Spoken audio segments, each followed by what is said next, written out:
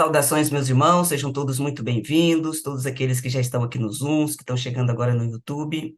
A partir desse momento, nós vamos dar continuidade às atividades do nosso primeiro curso nacional de Introdução ao Pensamento Teosófico, nessa nova versão online. E esta é uma atividade da Sociedade Teosófica no Brasil e que acontece sempre aos sábados aqui, a partir das 16 horas. Esse é um curso aberto, pessoal, a todos os membros e simpatizantes. Quem tiver interesse, quiser dar início aos estudos, também pode começar a partir de agora, porque todos esses vídeos estão organizados em playlist, está disponível no canal da Sociedade Teosófica. Não é necessário fazer inscrição, mas quem quiser fazer parte do nosso grupo de WhatsApp, aí sim, vocês terão que acessar o nosso site, que vai ficar o link aqui na descrição do vídeo, preencher o formulário, e aí vocês receberão um link pelo WhatsApp de vocês para vocês ingressarem no grupo. A vantagem de estar participando do grupo é que vocês poderão fazer perguntas depois para os facilitadores, que estarão lá, assim, na medida do possível, prontos para atendê-los e responder as dúvidas que ficarem pendentes durante a exposição. Bom, e hoje, então, eu já vou aqui colocar no nosso vídeo aqui a nossa querida Maria Alice, que é a nossa facilitadora de hoje. A Maria Alice, ela é membro da Sociedade Teosófica já há longa data, é presidente da Loja Brasília, e hoje ela vai trazer para a gente um tema muito importante, fechando esse módulo sétimo, que é sobre as diversas formas de meditação.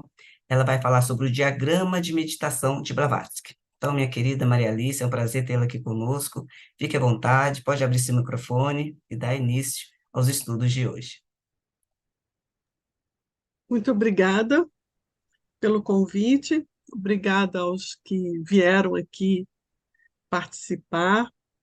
Eu vou compartilhar o material que eu preparei.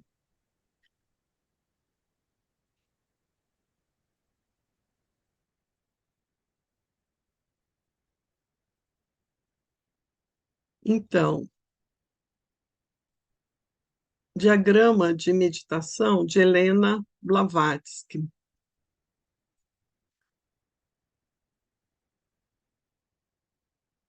Está aqui o diagrama de meditação de Helena Blavatsky, nesse papelzinho organizadinho, e agora a gente vai ter que destrinchar. Então, a Blavatsky dispensa apresentação, né, no nosso curso. Maria Alice, não está naquele módulo apresentação, é assim mesmo que você vai apresentar? O que que é módulo apresentação? A tela cheia.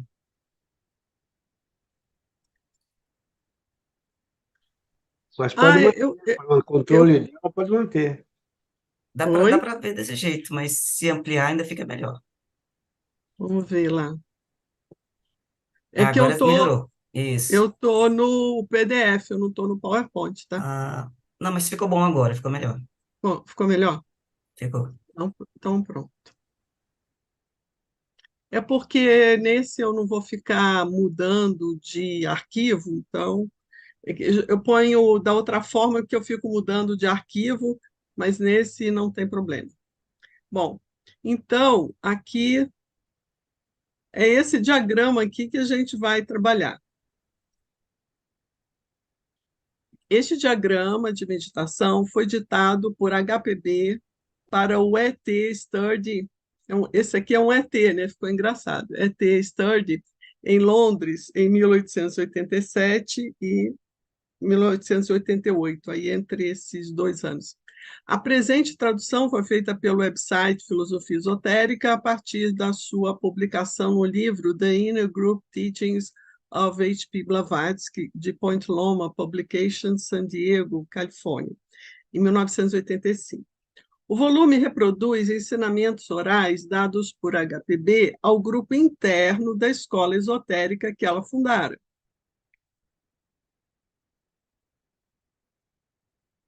O diagrama tem uma notável relação de identidade com os aspectos místicos da obra A Doutrina Secreta de HPB e revela aspectos essenciais do treinamento dos aprendizes em Raja Yoga e em Jnana Yoga.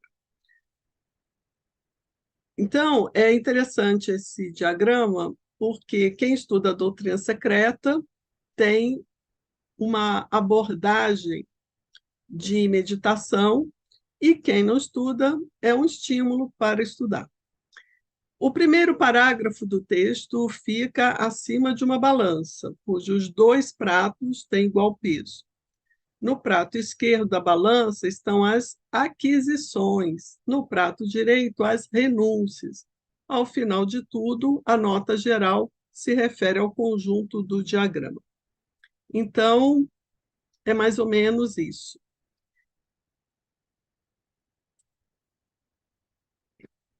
Esse desenho que eu fiz aqui é esse aqui.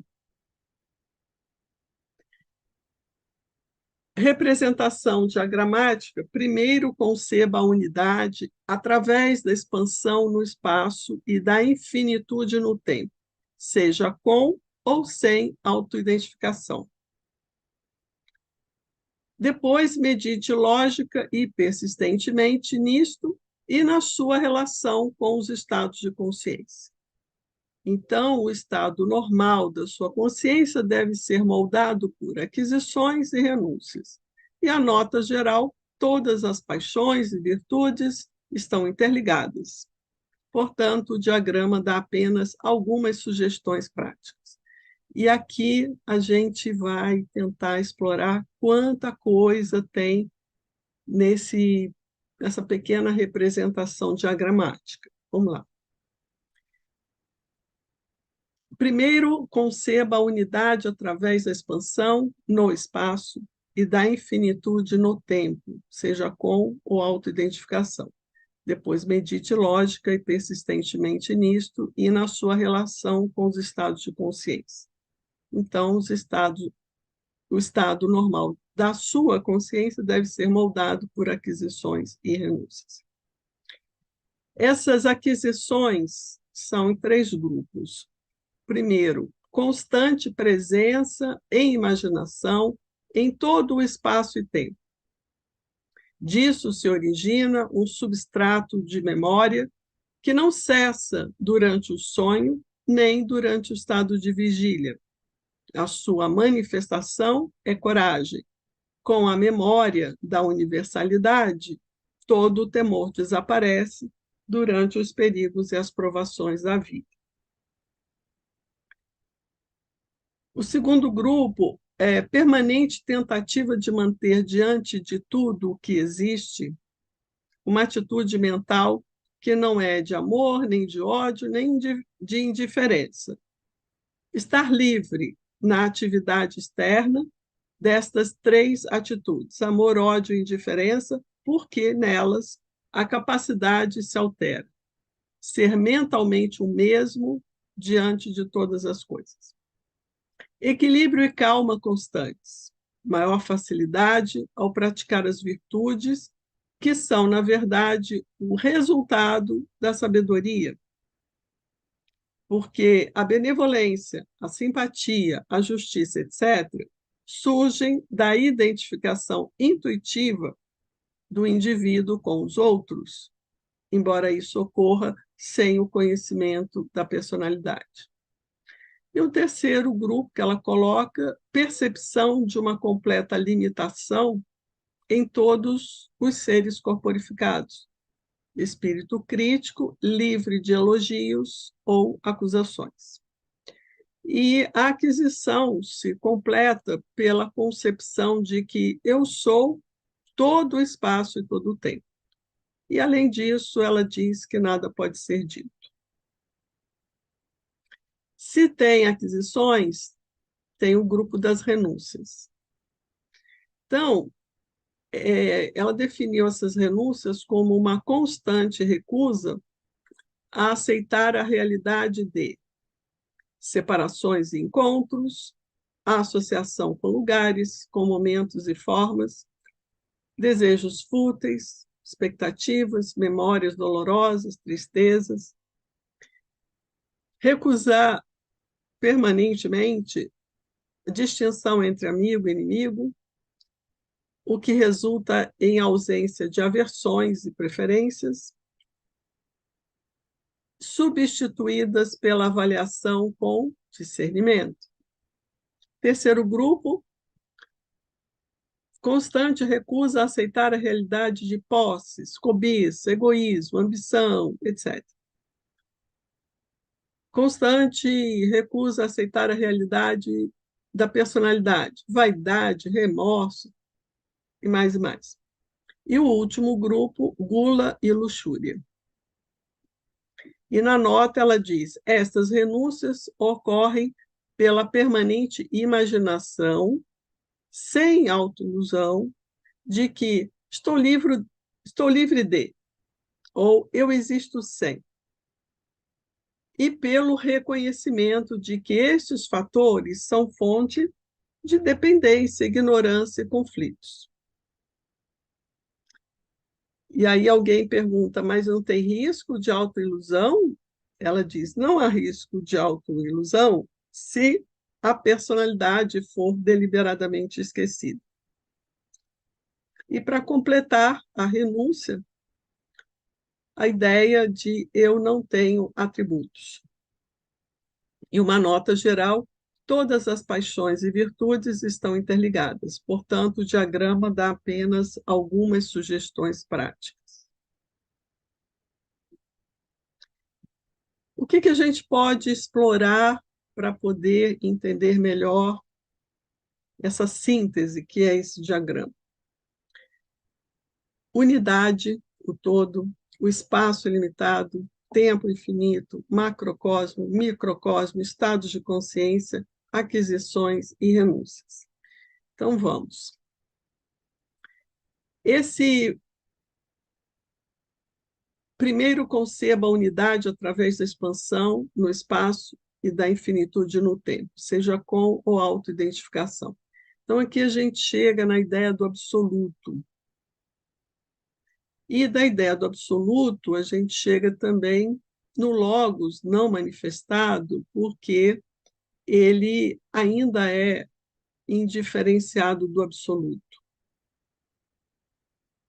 Então, aqui está o primórdio de todo o ser. E aí nós vamos dar uma passadinha no proêmio de A Doutrina Secreta para entender o que na doutrina secreta temos sobre espaço.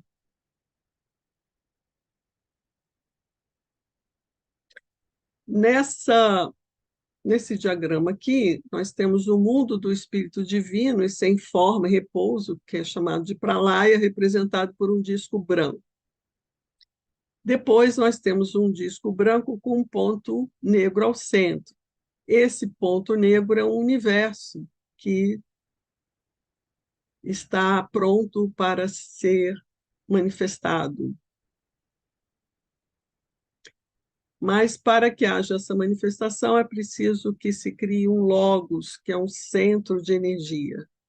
E esse centro de energia, ele tem vários estágios. O primeiro estágio, chamado de primeiro aspecto do logos, ou primeiro logos, é indiferenciado do absoluto.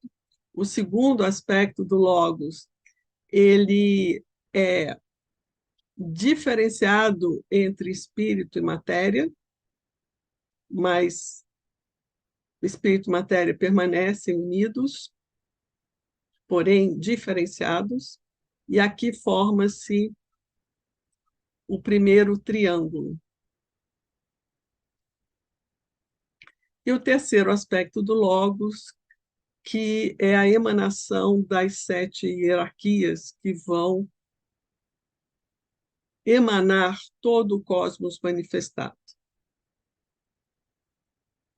Então, a primeira das 3 proposições fundamentais da doutrina secreta nos ensina um princípio onipresente, eterno, ilimitado, imutável, sobre o qual toda especulação é impossível, porque ele transcende o poder da concepção humana e só poderia ser distorcido por qualquer expressão ou comparação humanas.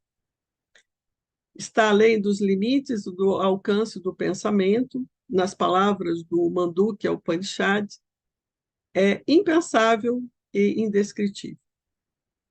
Para que estas ideias fiquem mais claras para o leitor em geral, ele deve começar com o postulado de que há uma realidade absoluta que antecede todo ser manifestado condicionado. Esta causa infinita e eterna é a raiz sem raiz de tudo o que foi, é ou será algum dia. Ela é naturalmente destituída de qualquer atributos e, essencialmente, não possui qualquer relação com o ser manifestado e finito. Ela é a existencialidade. Esse é um neologismo criado para expressar esse estado em que não há existência, mas trata-se da sabedoria absoluta. Então, ela é a existencialidade, mais do que ser, em sânscrito, sat, e está além de todo pensamento e especulação. Essa existencialidade é simbolizada na doutrina sob dois aspectos. São dois aspectos, não são dois atributos. São duas faces dessa existencialidade. De um lado, espaço absoluto e abstrato, o que representa pura subjetividade, a única coisa que nenhuma mente humana pode nem conceber por si mesma, nem excluir das suas concepções. De outro lado, absoluto movimento absoluto, abstrato, representando a consciência incondicionada. Movimento abstrato, representando a consciência incondicionada. Até mesmo os nossos pensadores ocidentais, diz Blavatsky, têm mostrado que a consciência é inconcebível para nós, se estiver separada da mudança. E é o movimento que melhor simboliza a mudança, a sua característica essencial. Este último aspecto da realidade una também é simbolizado pela expressão a grande respiração. Uma imagem tão clara que não necessita mais explicações. Assim, o primeiro axioma fundamental da doutrina secreta é este uno absoluto, a existencialidade, esse princípio único, essa realidade única, simbolizado pela inteligência finita através da trindade teológica. Então, na trindade teológica, nós não temos esse antes da trindade. A trindade teológica já começa na ação. Mas essa existencialidade é puro repouso, é puro estado pralaya.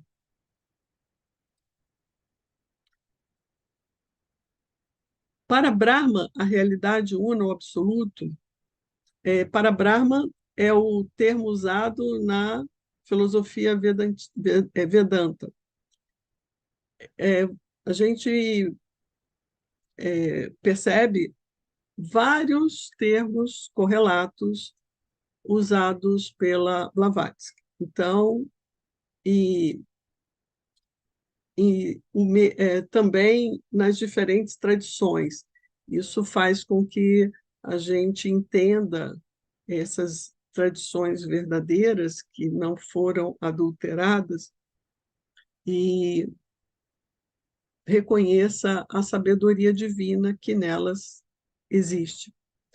Para Brahma, a realidade una, o absoluto, é o campo da consciência absoluta, isto é, aquela essência que está fora de qualquer relação com a existência condicionada, e da qual a existência consciente é um símbolo condicionado.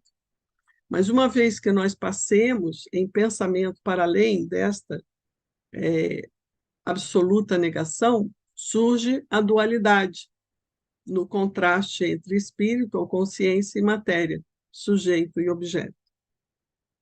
O espírito ou consciência e a matéria devem ser, no entanto, considerados não como realidades independentes, mas como duas facetas ou aspectos do absoluto, para Brahman, da Vedanta, que constituem a base do ser condicionado, seja subjetivo ou objetivo. Se consideramos essa tríade metafísica como a raiz de que procede toda manifestação, o grande sopro assume o caráter de ideação pré-cósmica. É a fonte e a origem da força e de toda a consciência individual, e de onde promana a inteligência que preside o vasto plano da evolução cósmica. Por outra parte, a substância raiz pré-cósmica, Mula Prakriti, é o aspecto do absoluto que serve de substrato a todos os planos objetivos da natureza. Então, se a realidade una, o absoluto, para Brahma, é o campo da consciência absoluta que permite toda a consciência na manifestação, a substância raiz pré-cósmica, Mula Prakriti, a raiz da matéria, é o aspecto do absoluto que serve de substrato a todos os planos objetivos da natureza. Todo o universo manifestado é matéria, desde a matéria mais sutil à matéria mais densa, mais concreta. E o que permite essa manifestação é essa raiz da substância, ou substância raiz pré-cósmica, por meio da qual a realidade una, o absoluto, imprime o seu plano divino. Então, resumindo, a primeira proposição fundamental, o absoluto, que é existência absoluta, ou existencialidade, é o Parabrahma dos Vedantinos, ou realidade una, Sat, que é, como diz Hegel, ao mesmo tempo absoluto ser e não ser. Para se manifestar esse absoluto, emana o seu logos, que tem 3 aspectos. O primeiro aspecto do logos é impessoal, não manifestado. É o logos precursor do manifestado. É a causa primeira, é o inconsciente dos panteístas europeus. Então, o absoluto é causa sem causa. O primeiro aspecto do logos é a causa primeira, porque aqui dá partida, dá início um movimento de geração de um centro de energia, que é o logos. O segundo aspecto do logos é espírito-matéria, não é espírito e matéria. Eles são inseparáveis, porém diferenciados. É vida, é a mônada, o espírito do universo. Dentro do terminologia do hinduísmo, Purusha, espírito, Prakriti, matéria. E o terceiro aspecto do logos, que é a ideação cósmica, é Mahati, ou inteligência, a alma universal do mundo, Alaya, o númeno cósmico da matéria, a base das operações inteligentes da natureza, também chamado de Mahabudhi. Então, essa é a realidade una, seus aspectos duais no universo condicionado. Então, assimilar esse axioma dessa metafísica ensinada pela doutrina secreta nos dá a base de todo o funcionamento da manifestação. São 3. Então, a segunda das 3 proposições fundamentais da doutrina secreta é a eternidade do universo em toto, como plano sem limites, periodicamente cenário de universos inumeráveis, manifestando-se e desaparecendo constantemente, chamados as estrelas que se manifestam e as centelhas da eternidade. Então, quando se pergunta, quando foi a primeira manifestação do universo? Impossível saber, mas esse universo existe e existiu e existirá. E ele entra em repouso e vem a manifestação. Entra em repouso e vem a manifestação. Então, é essa periodicidade de manifestações e recolhimentos ou desaparecimentos. A eternidade do peregrino é como um abrir e fechar de olhos da existência por si mesma, segundo o livro de Dizian. O aparecimento e o desaparecimento de mundos são como o fluxo e o refluxo periódico das marés. Aqui é uma analogia, né, de alguma coisa bem natural, fluxo e refluxo das marés. Este segundo acerto da doutrina secreta é a universalidade absoluta daquela lei de periodicidade, de fluxo e refluxo, de crescimento e decadência, que a ciência física tem observado e registrado em todos os departamentos da natureza.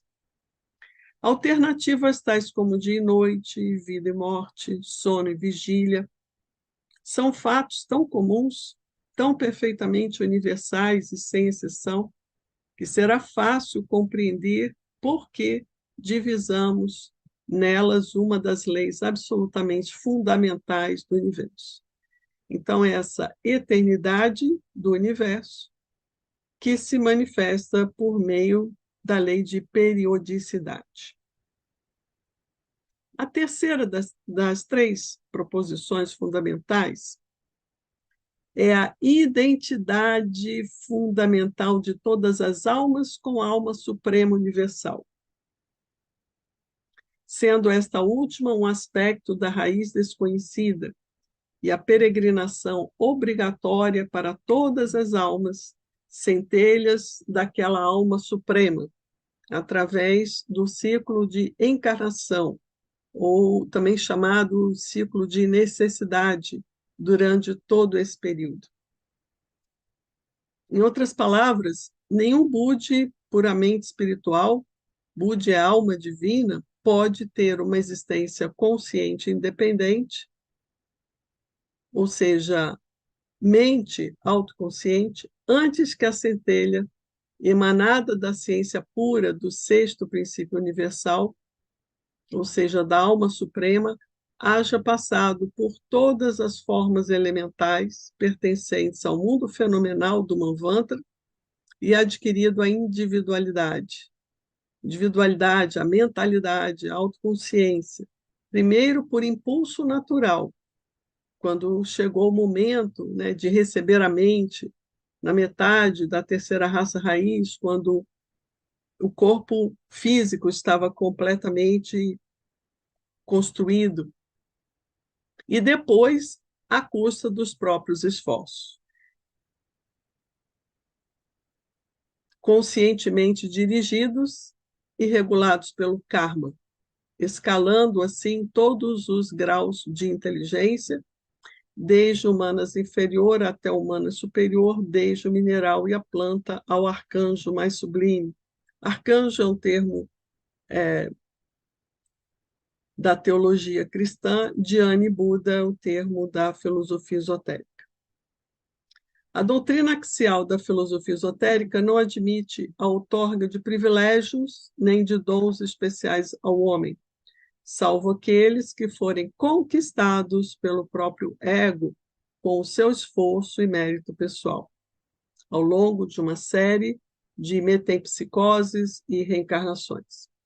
Por isso, dizem os hindus que o universo é Brahman e Brahma, porque Brahman está em cada átomo do universo, sendo os 6 princípios da natureza a expressão ou os aspectos vários e diferenciados do sétimo e uno, a realidade única do universo, seja cósmico ou microcósmico. E ainda porque as permutações psíquicas, espirituais e físicas do sexto, Brahma, o veículo de Brahman, esse Brahma são as 7 hierarquias dianchorrânicas primordiais, no plano da manifestação e da forma. São consideradas por antífrase metafísica ilusórias e maiáticas. Embora a raiz de todos os átomos individualmente, de todas as formas coletivamente, seja o sétimo princípio, ou a realidade una, em sua aparência manifestada, fenomenal e temporária, tudo isso não é senão uma ilusão efêmera dos nossos sentidos.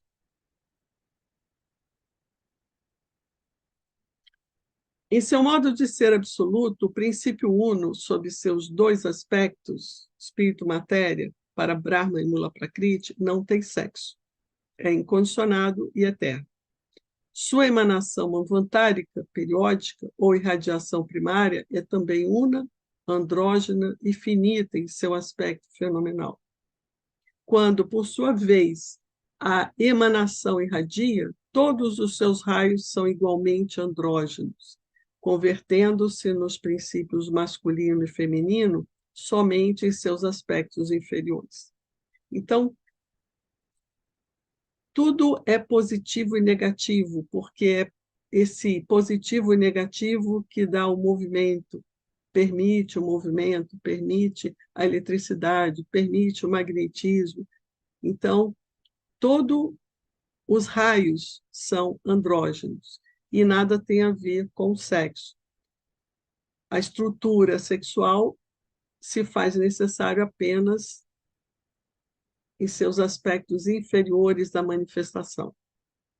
Depois de um pralaya, quer seja um grande pralaya ou pralaya menor, deixando este último os mundos em estado quo, o primeiro a despertar para a vida ativa é o plástico Akasha, o pai-mãe, o espírito e a alma do éter, ou seja, o plano do círculo. O espaço é chamado a mãe antes de sua atividade cósmica e pai-mãe no primeiro estágio do seu despertar. Antes da atividade cósmica, a matéria cobre todo o espaço. O espírito está envolto por esse espaço, por essa matéria. Quando começa o despertar, é preciso que separe espírito e matéria, chamado aqui de pai-mãe. Tá? Os 2 polos, positivo e negativo, masculino e feminino. O outro tema que a gente tem que tratar é do microcosmo. Tratamos aqui do espaço. Nós temos que deixar a nossa mente navegar nessa ideia de espaço, porque essa abertura da mente e do coração exige essa compreensão desse espaço metafísico. E precisamos ancorar no microcosmo. Então, aqui representado por um triângulo superior e um quadrado inferior. E aqui uma forma de simbolizar a mônada, o Atma, a tríade, o 5º princípio, o quaternário.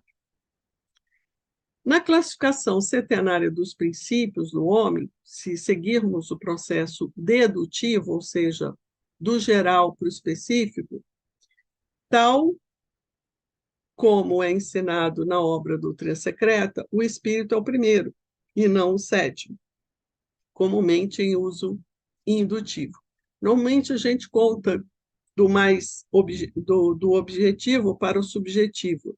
A gente conta o corpo físico primeiro, mas pelo método dedutivo, que é do geral para o específico, nós temos que começar pelo Atma, o espírito. Buddhi, que é o seu veículo. Alma é veículo.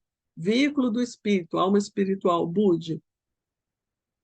Veículo da mente, alma humana, Manas. Veículo dos desejos e paixões, Kama. Vitalidade, Prana. Linga Sharira, duplo astral, Stula Sharira, corpo físico. Aqui classificação setenária, porque cada escola de conhecimento tem tem liberdade para definir a sua classificação própria. Na filosofia esotérica da doutrina secreta, é uma classificação setenária. Aqui eu acho que é importante a gente entender que um pouco sobre o Kama, porque a grande dificuldade nossa está nesse princípio dos desejos. Então, alguma informação da doutrina secreta que eu tirei para nós tratarmos aqui hoje. O Kama, durante a vida, não forma um corpo que pode ser separado do corpo físico. Por quê? Porque ele é intermolecular. Ele responde molécula por molécula ao corpo físico e molecularmente é inseparável do corpo físico. Assim, tem uma forma, ainda que não seja uma forma. Uma forma dentro do corpo físico, mas incapaz de ser projetada para fora como uma forma. Então, esse corpo dos desejos, esse veículo dos desejos, é o grande campo de estudo que a gente precisa se quiser avançar no caminho espiritual. No corpo, o Kama está especialmente ligado ao sangue, fígado, estômago, umbigo e órgãos reprodutores, e que seus órgãos na cabeça ficam de fora, pois que estão mais conectados com o aspecto psíquico do que com o seu aspecto animal. Então, os órgãos do corpo na cabeça estão ligados ao campo, ao aspecto psíquico.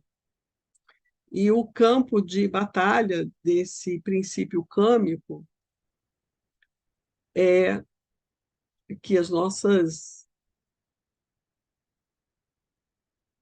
fígado, estômago, umbigo, órgãos reprodutores. Então, quando as pessoas, eu estou com problema no fígado, estou com problema no estômago, estou com isso, estou com aquilo. Pois é o princípio câmico que está meio fora, está meio disfuncional, está fazendo uma baguncinha básica nesse corpo. Conectado tão fortemente com os órgãos que apoiam e propagam a vida, o apogeu de Kama é o instinto sexual. Idiotas mostram tais desejos e também apetites ligados a alimentos, etc., mas nada mais elevado.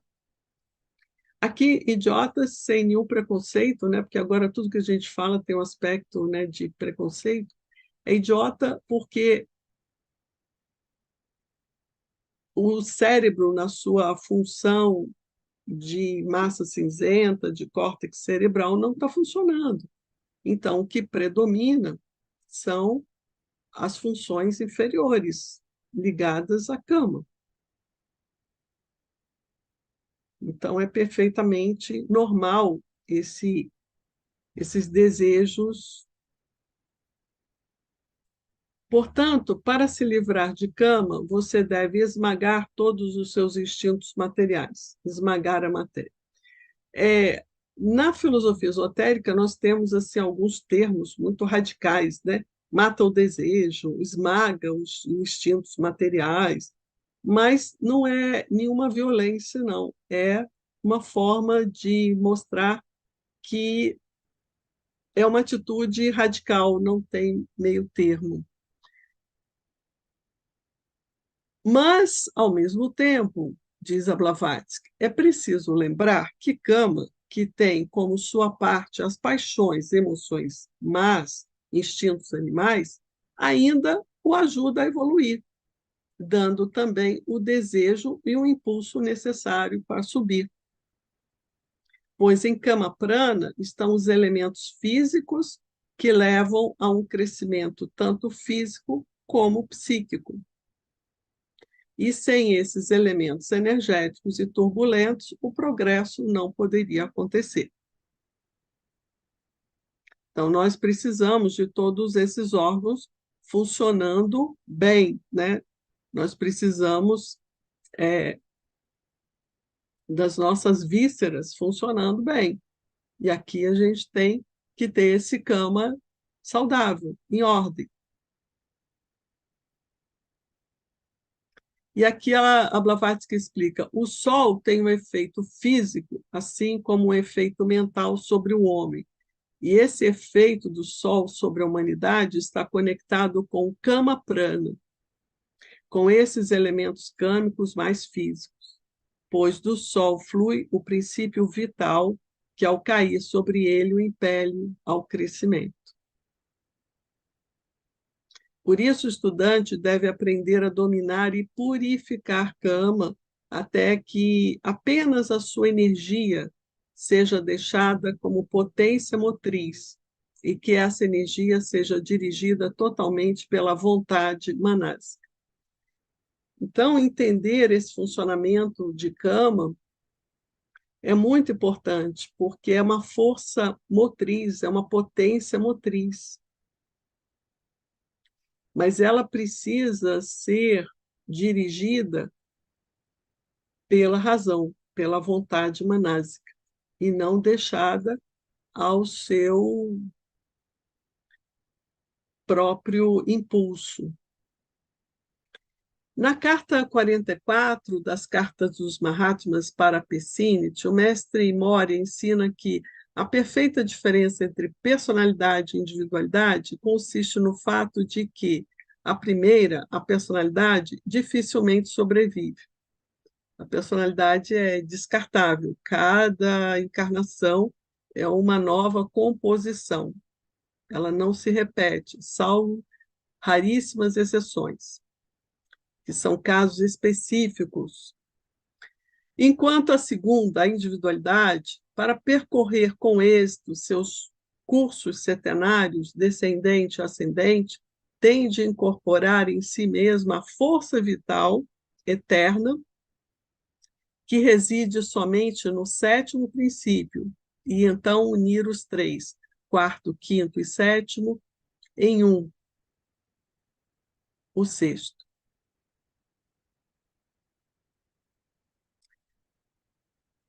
Essa individualidade é a nossa mente que encarna, a nossa alma. Mas essa alma precisa conquistar a sua imortalidade. No budismo se fala de iluminação. Em outras tradições se fala de libertação, liberação. Então, a conquista da individualidade é a imortalidade dessa individualidade. É o estado Buda, são os Mahatmas que estão nessa conquista. E aqui vem o detalhe: toda a individualidade é centrada nos três princípios médios, ou seja, o terceiro, duplo astral, o quarto, Kama, e o quinto, Manas. Durante a vida terrestre, ela está toda no quarto, o centro de energia, volição, vontade.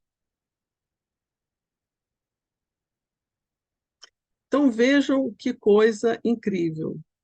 A nossa individualidade, ela está na nossa estrutura inferior. Nós temos essa energia espiritual no nosso duplo astral, no nosso princípio câmico e na nossa mente. Mas parece que no momento atual da humanidade nós vivemos uma disfunção, porque toda essa energia, esse centro de energia e evolução está no Kama.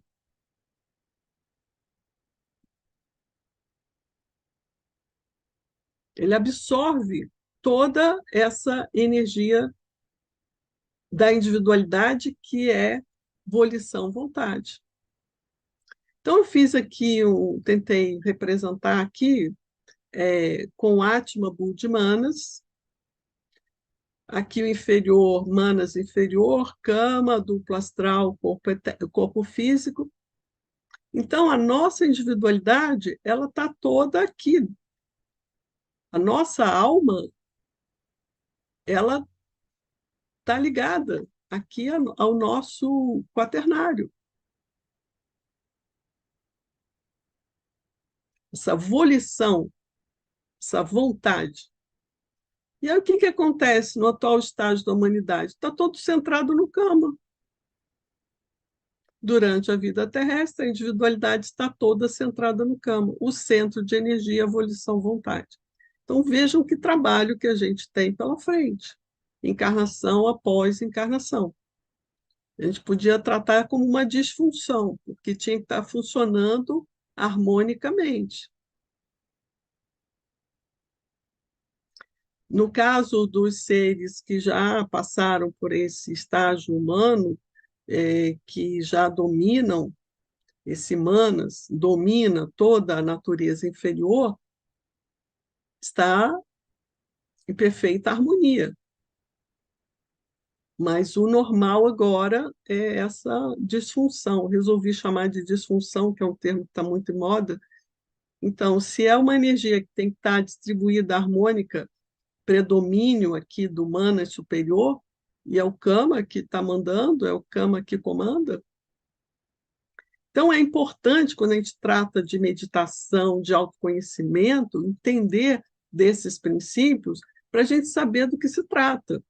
Não é só fazer um exercíciozinho para ficar com a mente calma e amanhã faz outro. Não, é um processo de autoconhecimento profundo. Aqui eu tentei mostrar, né, que tem que ativar tudo com a energia de Atma para depois ancorar tudo em Budi. Aqui é o iluminado. Agora nós temos que falar de estados de consciência.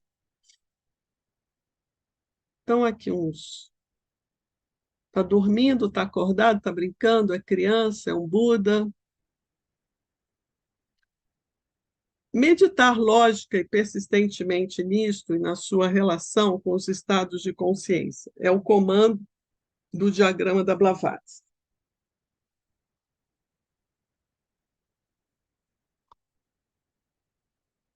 Que estados da consciência são esses? Os três estágios, ou avastas, ordinários da consciência do ser humano são Jagrit, que é o estado de vigília, estar acordado, Svapna, que é o estado de sono com sonho, e o Sushupti, que é o sono profundo sem sonhos. O quarto estado de consciência é o Turiya. Turiya, esse estado é atingido no sono profundo do corpo e da mente, mas com autoconsciência perfeita, em que se sente a autoidentificação com o todo e, portanto, sua realidade. É consciência e êxtase, Sat, Chit, Ananda, eternos, estáticos, mas, ao mesmo tempo, todo permeantes. Aqui eu trouxe Patanjali, o renomado sábio no hinduísmo, que viveu no período dos sutras, entre os anos de 600 e 500 a.C., e foi guru de Shankaracharya. Ele ensina que somente pelo caminho da meditação, que o aspirante considerar mais conveniente, pode-se desvelar os segredos do inconsciente. Então, é preciso explorar o caminho da meditação. Muito bem. Mas meditar, segundo Patanjali, esse que foi o guru do Shankaracharya.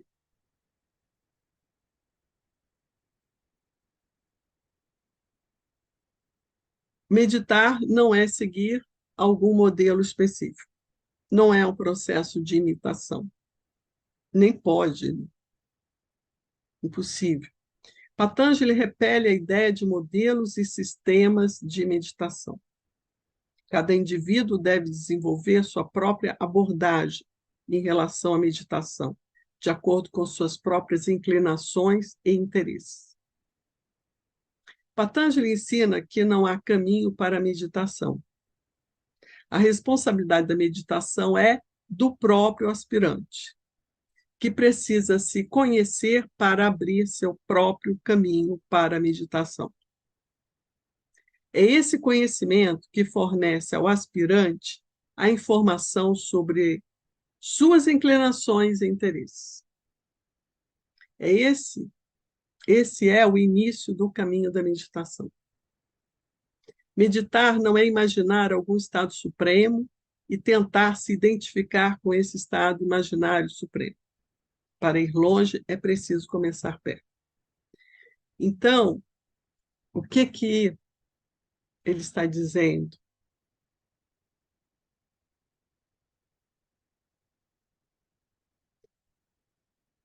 É preciso se conhecer, é preciso conhecer suas inclinações e interesses.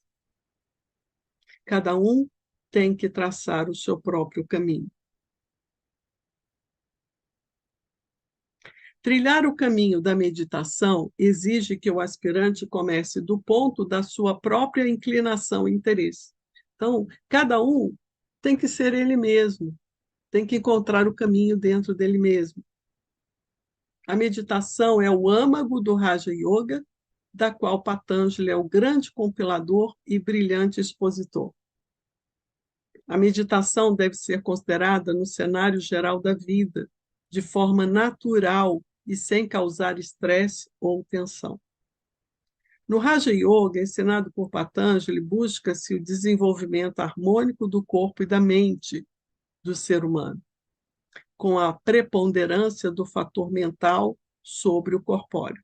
Raja Yoga, preponderância do fator mental sobre o corpóreo. Patanjali dividiu seus sutras do yoga em 4 livros, em sânscrito, Pada, né? Livro, dos quais o segundo é o Sadhanapada, formado por 55 sutras, 55 versos sintéticos, aforismos. Sadhana é a palavra em sânscrito para prática ou disciplina. No Sadhanapada, sadhana é a palavra em sânscrito para prática ou disciplina, repetir aqui, Patanjali descreve 2 sistemas de yoga, Kriya Yoga e Ashtanga Yoga. No Kriya Yoga, é a prática de 3 dos niyama de Ashtanga Yoga.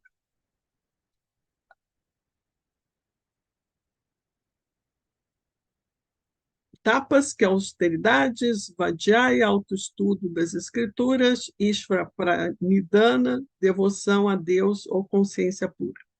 E no Ashtanga Yoga, que é o yoga dos 8 membros, Ashtanga, 8, Yama, restrições ou ética de comportamento, Niyama, observâncias, Asana, posturas físicas, Pranayama, controle de prana, respiração, Pratyahara, retirada dos sentidos, Dharana, concentração, Dhyana, meditação, Samadhi, absorção. Então, olha que coisa interessante. Yama, restrições ou ética de comportamento, Niyama, observâncias.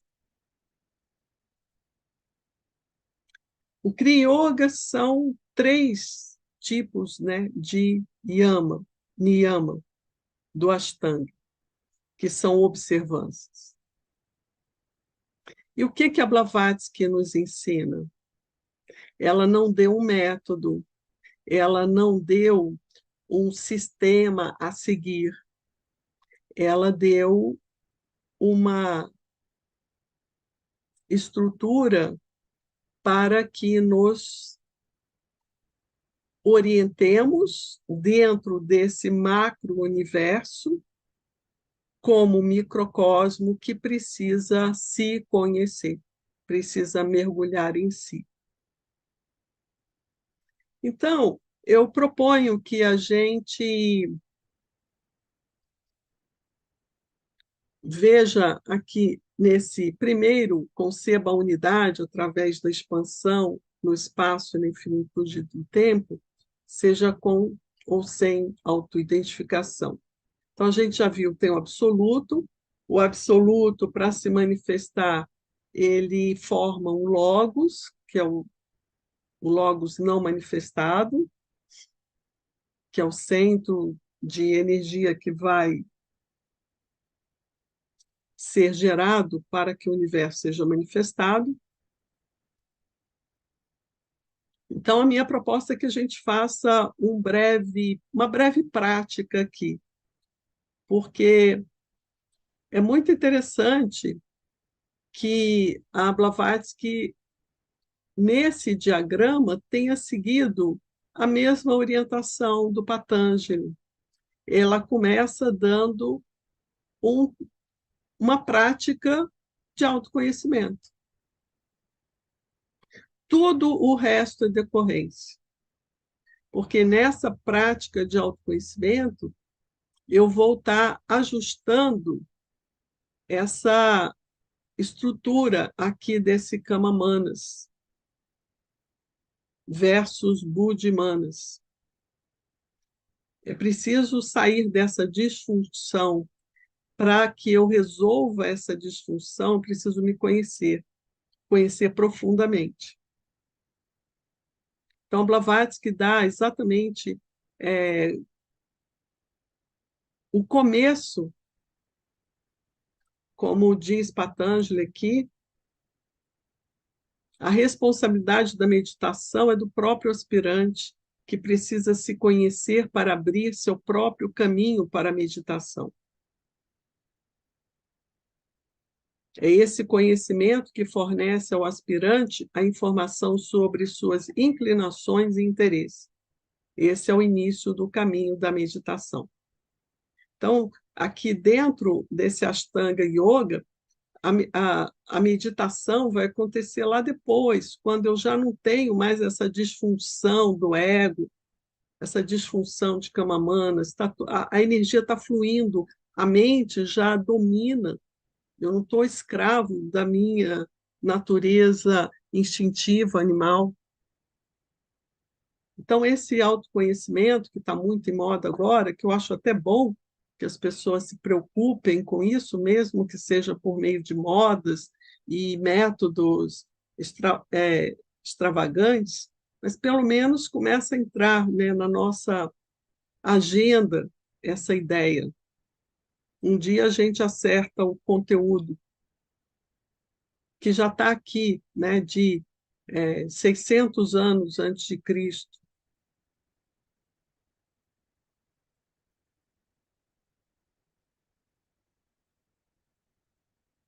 Raja Yoga, ensinado por Patanjali. E a Blavatsky traz nesse diagrama de meditação que deu para aquele estudante o começo, yama e niyama. Então, a título assim de experiência, eu sugiro que a gente faça uma prática. Eu vou conduzindo e quem quiser experimentar, experimenta. Quem quiser ficar só de ouvinte, não tem problema. Então, aqui simboliza nós, né? Esse ser setenário, com toda a sua luz interior e com todo o seu drama humano aqui para resolver. Precisa estar conectado com esse macro-universo. Esse microcosmo precisa se sentir conectado com esse macrocosmo. Então, começando, podemos trabalhar essa primeira orientação da Blavatsky, conceba a unidade através da expansão no espaço e na infinitude no tempo, seja com ou sem autoidentificação. Então, sobre esse absoluto, existe essas perguntas e respostas no catecismo oculto. Então, o mestre pergunta para o discípulo: que é aquilo que sempre é? E o discípulo responde: o espaço, o eterno Anupadaka, que não tem paz. Que é aquilo que sempre foi? O germe na raiz. Que é aquilo que sem cessar vai e vem? É o grande alento. Então, há três eternos?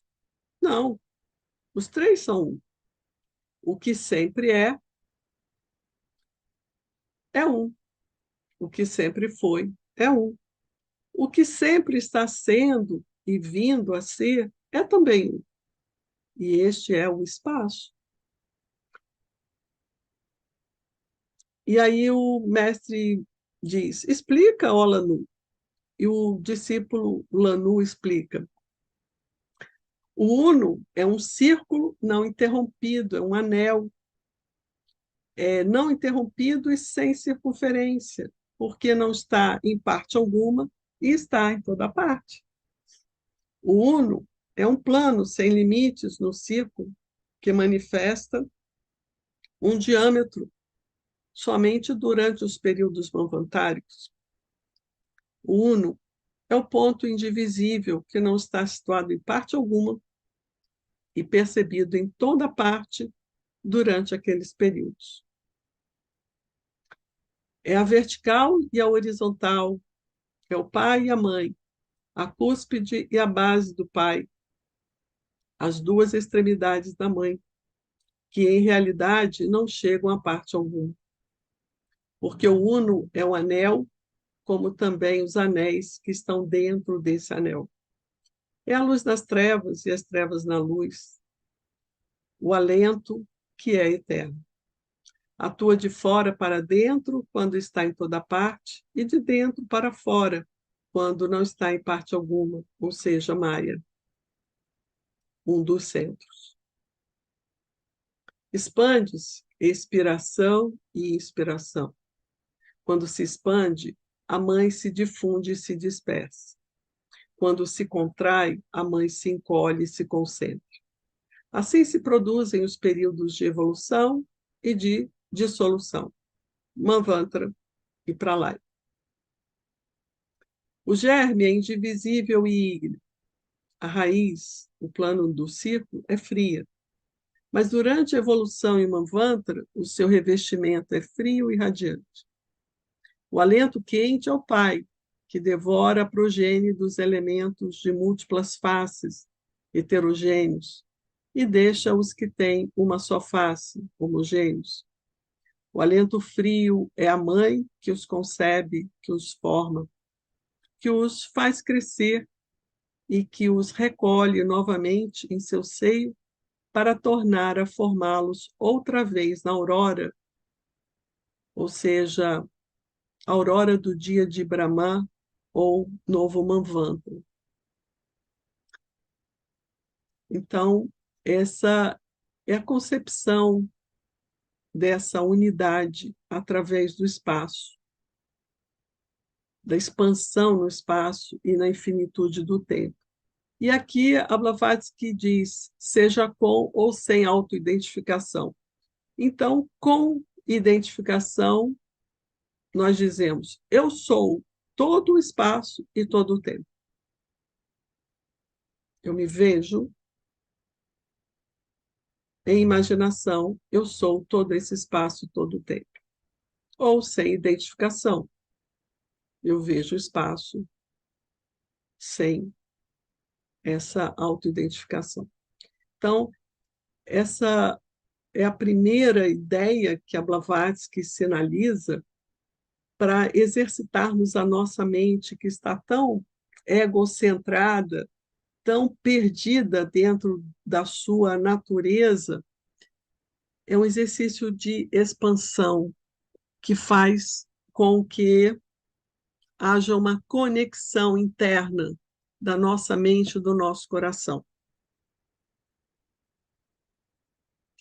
E nesse estado de consciência, que é plena atenção,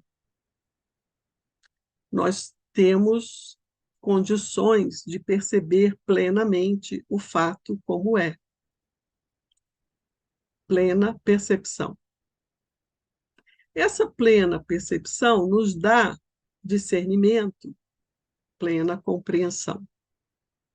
E aqui eu chego no meu campo de batalha, minhas aquisições, minhas renúncias, meu autoconhecimento.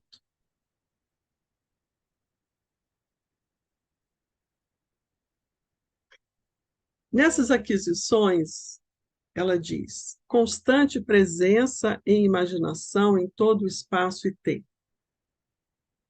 Disso se origina um substrato de memória que não cessa durante o sonho, nem durante o estado de vigília. A sua manifestação é coragem. Com a memória da universalidade, todo o temor desaparece durante os perigos e as provações da vida. Então, essa questão de espaço-tempo dentro do nosso psiquismo é primordial. Se tem coisa que faz a diferença, é o horizonte. Por falta de horizonte, a gente se desespera. Nós falamos de ansiedades, de angústias, de isso, de aquilo, todo tipo de disfunção do nosso psiquismo. Esse espaço e tempo não está conectado no nosso microcosmo, na nossa mente, no nosso coração.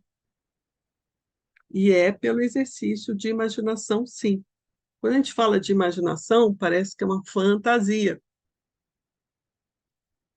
mas é fato.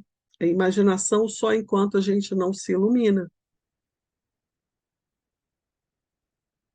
Porque esse ensinamento é dado pela Blavatsky com base em todo o ensinamento da filosofia esotérica. Então, é um ensinamento confiável. Então, absorver esse espaço-tempo desse macrocosmo nos dá essa conexão. E ela diz aqui já o efeito verdadeiro, coragem. Essa coragem, essa disposição para enfrentar os fatos da nossa vida diária, em vigília e em sonho. Então, memória da universalidade, que dissipa todo esse temor, todo esse medo, esse terror que, como uma peste, contamina a mente humana. Dissipa esse temor durante os perigos e as provações da vida, essa memória da universalidade. Então, essa prática, né, de abstrair esse macrocosmo, a gente tem que manter isso na nossa mente. Constante presença em imaginação de todo o espaço e tempo.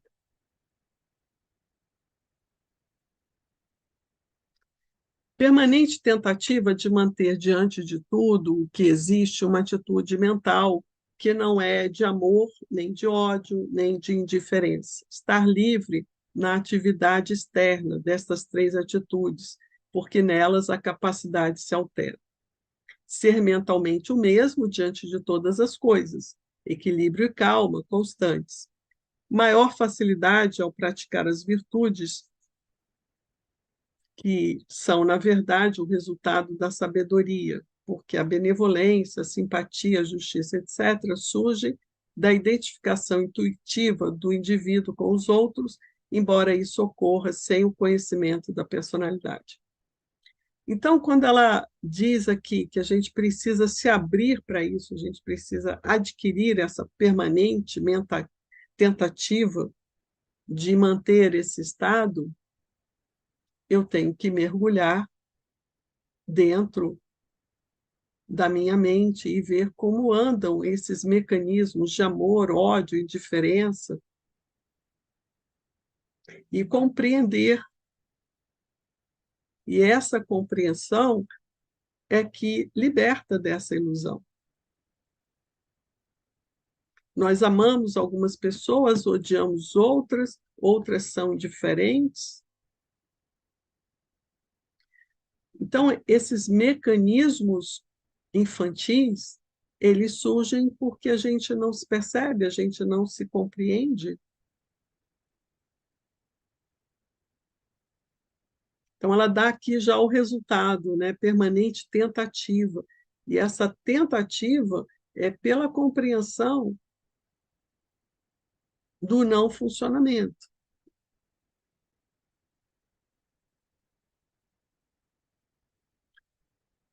As pessoas perdem energia, consomem suas energias em ódios ou em amores ilusórios ou em diferenças. Mas o fato é que nós vivemos numa unidade, vivemos num todo. Quando estamos no hospital, precisamos de uma transfusão de sangue, não importa de que sangue, de que veia vieram aquelas gramas de sangue. Às vezes, de alguém com quem nós não teríamos afinidade se conhecêssemos, ou teríamos, ou seria indiferente.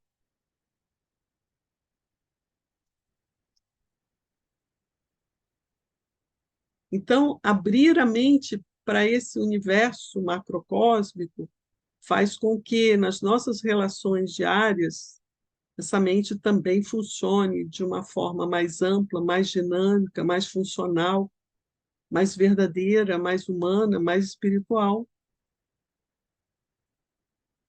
Então, ser mentalmente o mesmo diante de todas as coisas, equilíbrio e calma, é o resultado. Mas para que isso aconteça, eu tenho que perceber e compreender o caos mental, desequilíbrio que me tira a calma.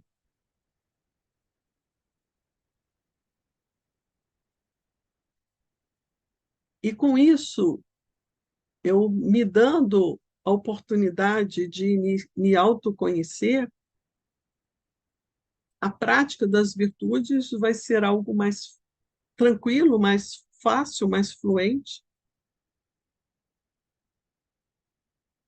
porque nós somos um eu superior, nós temos essa natureza superior.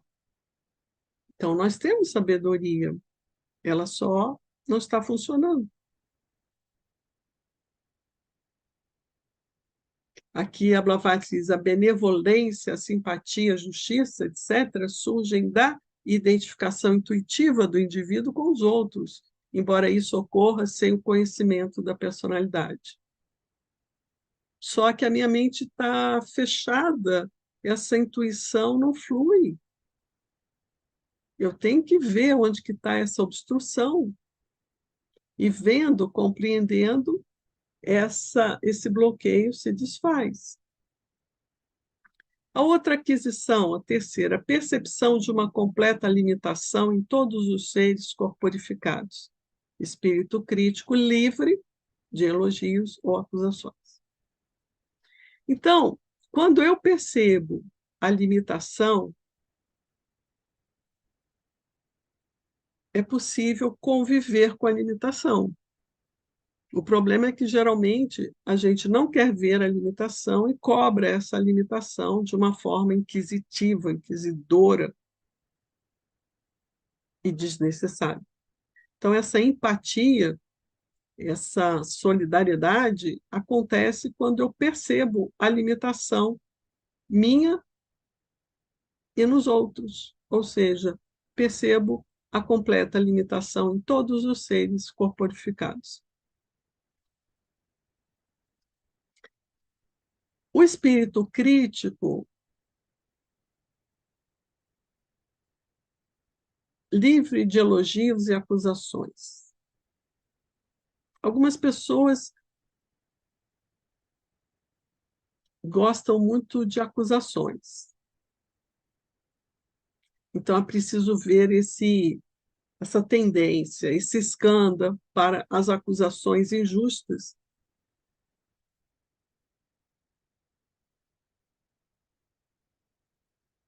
O elogio é sempre agradável?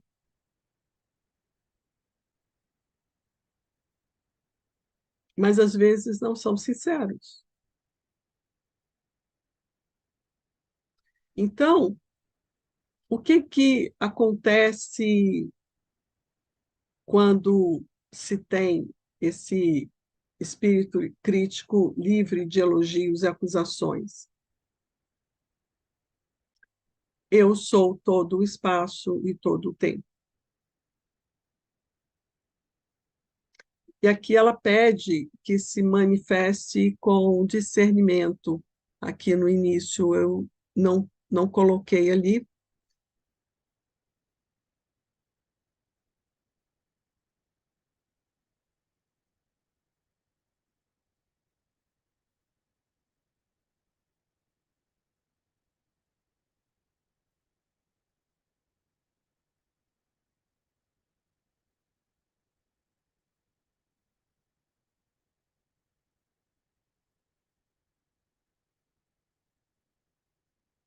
É substituído pelo discernimento. Bom, isso aqui não é importante, mas voltando aqui no texto onde a gente estava,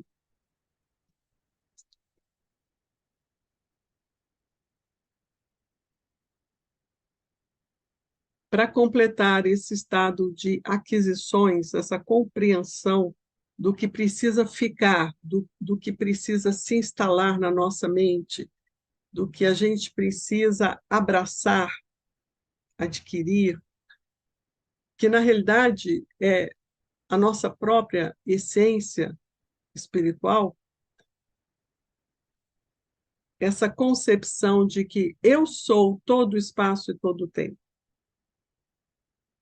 Eu sou todo o espaço e todo o tempo.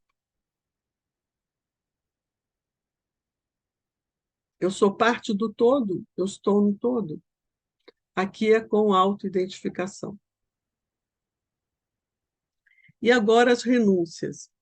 Normalmente, a gente se perde em separações e encontros, associações com lugares, com momentos e formas, desejos fúteis. E ela diz: olha, observa isso, se liberta disso, recusa aceitar que isso é uma realidade, é uma ilusão.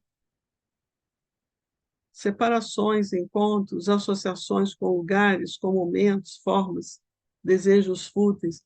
Então, essa plena consciência dessas sensações, desses sentimentos, nos liberta. Distinção entre amigo e inimigo.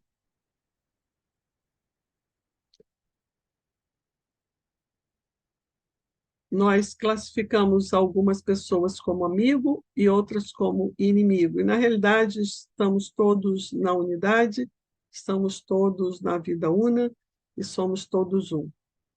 Às vezes é o inimigo que nos acolhe, e às vezes é o inimigo que nos cancela, termo do momento. Então, quando a gente se fixa nessas fantasias sentimentais, a gente se perde. Então, é preciso estar atenta e se libertar, recusa aceitar que isso é uma realidade, é uma ilusão. O que resulta em ausência de aversões e preferências. Isso aqui que eu estava procurando. Substituídas pela avaliação com discernimento. Na recusa, na renúncia. Então, eu não distingo entre amigo e inimigo. Com isso, eu não alimento aversões nem preferências, mas eu uso o discernimento. Todos são amigos, todos são inimigos, todos podem cometer atos maravilhosos e todos podem cometer atos muito desagradáveis. Então, é a substituição pela avaliação com discernimento. Com isso, a gente não subestima nem superestima, a gente ama. Outra ilusão, né? Recusa aceitar a realidade de posses, cobiça, egoísmo, ambição, vaidade, remorso, personalidade. Então, todas essas tendências que na teosofia a gente conhece como skandhas, é preciso ter ciência delas e se libertar delas, ver a sua inutilidade, né? E a outra, gula e luxúria.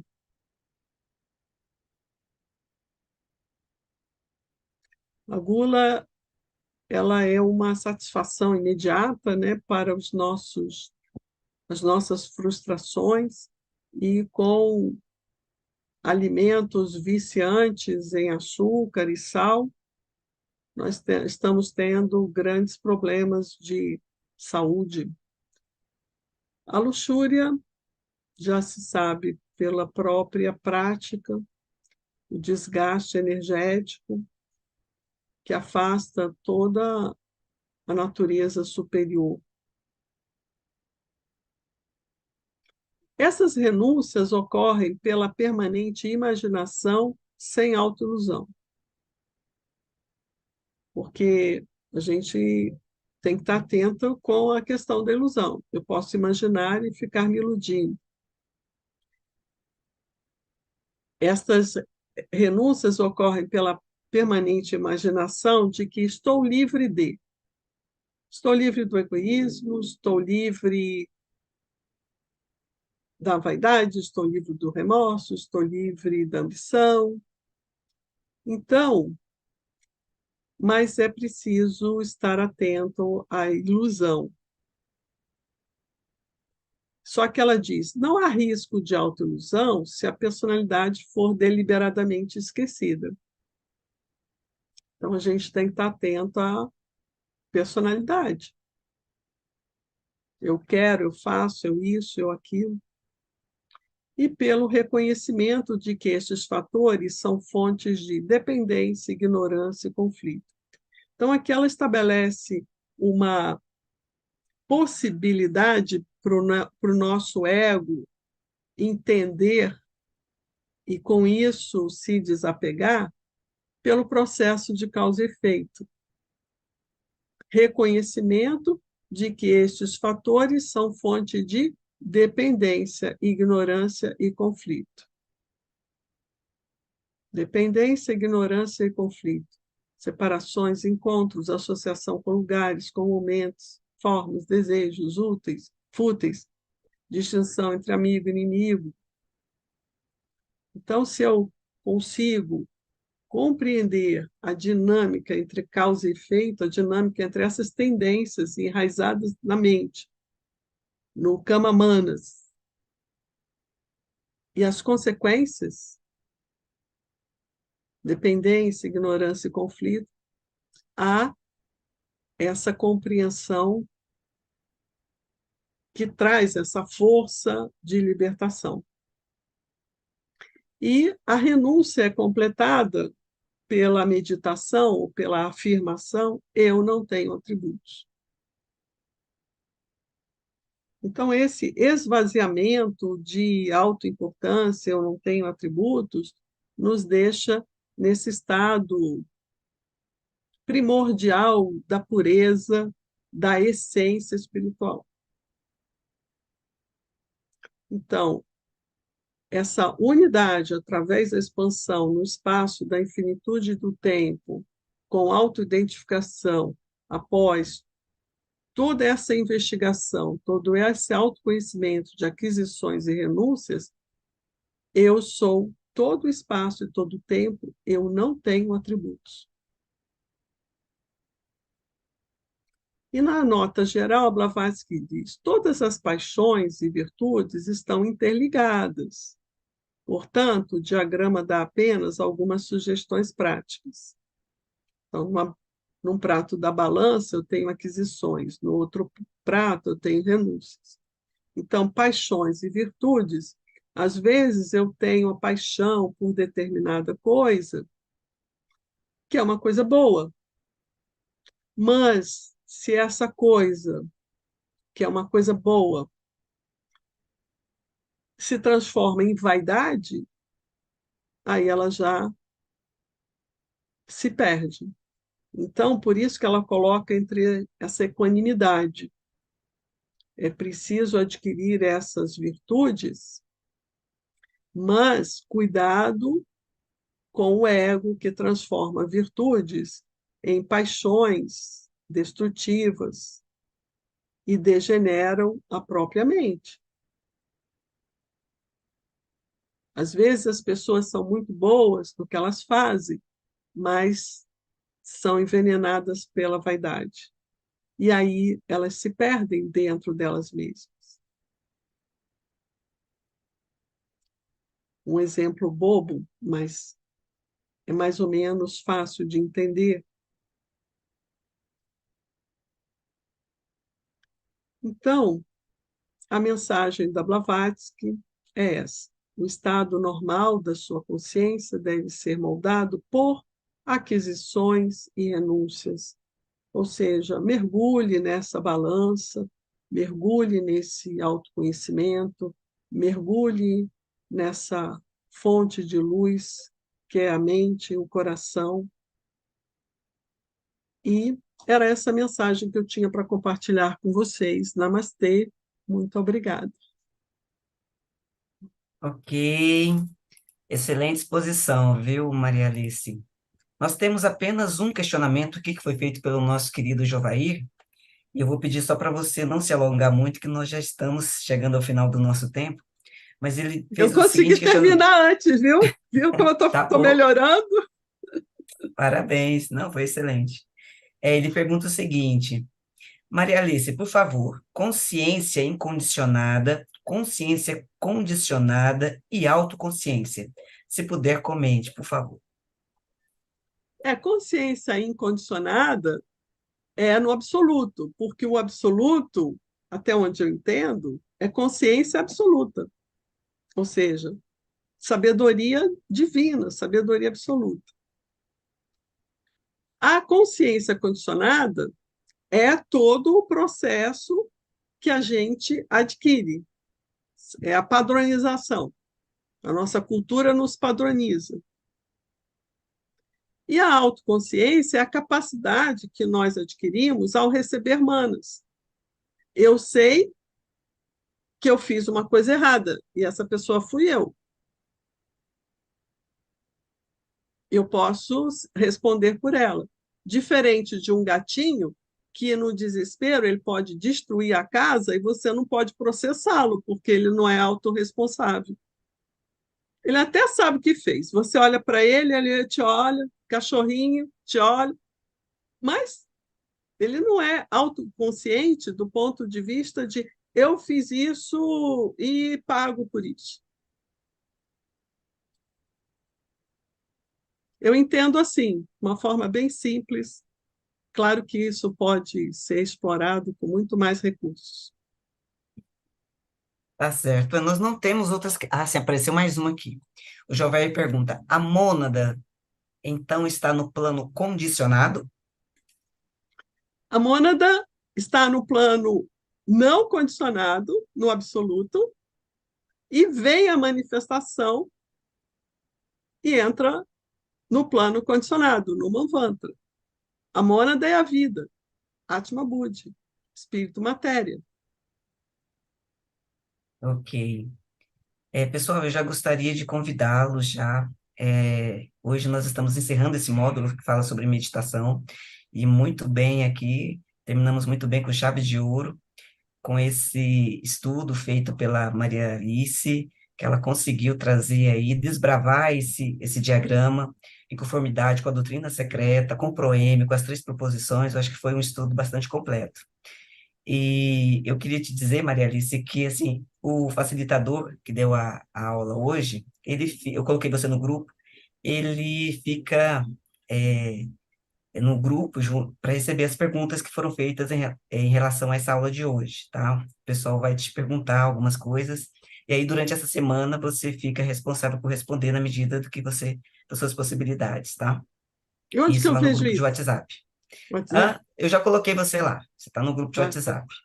A hora que você olhar seu WhatsApp, você vai ver que você já pertence ao grupo. E aí, pessoal, também gostaria de convidá-los, porque no próximo sábado nós vamos já iniciar o módulo 8, que são só 2 aulas. Será, essa aula será ministrada pela Regina Medina, do Rio de Janeiro, e o tema do módulo é Teosofia Viva. Então, ela vai falar sobre teosofia e serviço consciente, que ela vai abordar a questão da Ordem Teosófica de Serviço, a OTS. Então, fica o convite para vocês participarem, entenderem o porquê da OTS, como ela foi criada, o que ela faz. Então, é uma ótima oportunidade para quem quiser aprender mais sobre isso, entender mais sobre o serviço teosófico. E também lembrando que logo mais às 18 horas nós teremos uma palestra pública aqui online com o Gabriel Habib, e ele vai falar sobre tarô e autoconhecimento, a simbologia do caminho. E temos também Teosofia e Arte hoje com o Sarau Jovial, que vai ser aí coordenado pelo nosso querido Gabriel Mota, que é o representante dos jovens da Sociedade Teosófica. No mais, eu já gostaria de agradecer a todos. A Sociedade Teosófica agradece muito a Maria Alice por disponibilizar aqui o seu tempo, o seu estudo conosco. E com certeza, Maria Alice, ano que vem nós teremos outras edições do curso e você será uma convidada novamente, tá bem? Meus irmãos, um abraço a todos e voltamos no próximo sábado. Só abrir aqui a galeria. Bye, bye, pessoal. Bye bye, Vejo prazer em vocês mais conhecê-los. Até mais.